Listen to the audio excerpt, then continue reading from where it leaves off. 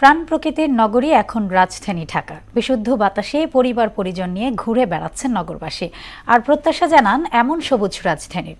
এদিকে ঈদের লম্বা ছুটিতে বিনোদন কেন্দ্রগুলোতেও উপচে পড়া ভিড়। গরমের কারণে সুইমিং পুলে বাঁধ ভাঙা উচ্ছ্বাস, আর কেন্দ্রগুলোর নিরাপত্তা নিশ্চিতে সচেষ্ট কর্তৃপক্ষ। আরও জানাচ্ছেন উষা ফেরদৌস।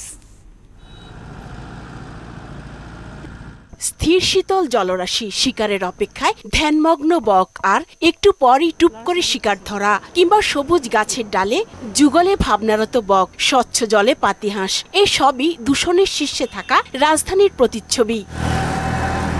কোথাও নেই যানজট, কোলাহল, আছে শুধু মুক্ত বাতাসে ঘুরে বেড়ানোর উচ্ছ্বাস।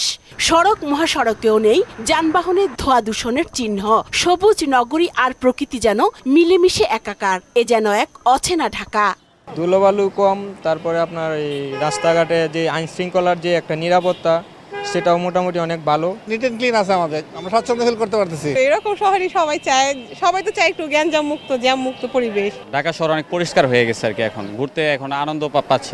এদিকে ঈদের লম্বা ছুটিতে বিনোদন কেন্দ্রগুলোতেও সব বয়সী মানুষের বাঁধ ভাঙা উচ্ছ্বাস।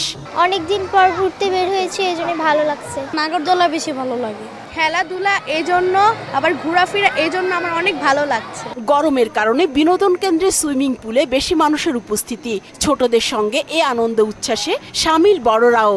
সুইমিং পুলটা বেশি আকর্ষণীয়, সবগুলো খেলনাই আকর্ষণীয়, সুইমিং পুলটা একটু বেশি আকর্ষণীয়। পড়াশোনা থেকে একটু বাইরে বের হইতে পারছি। পার্কের সার্বিক নিরাপত্তা বলতে আমাদের তো সিকিউরিটি আছেই, এছাড়াও আমরা সরকারিভাবেও আমরা একটা সাপোর্ট পাচ্ছি।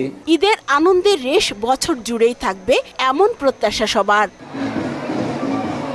উষা ফেরদৌস, মোহনা সংবাদ, ঢাকা।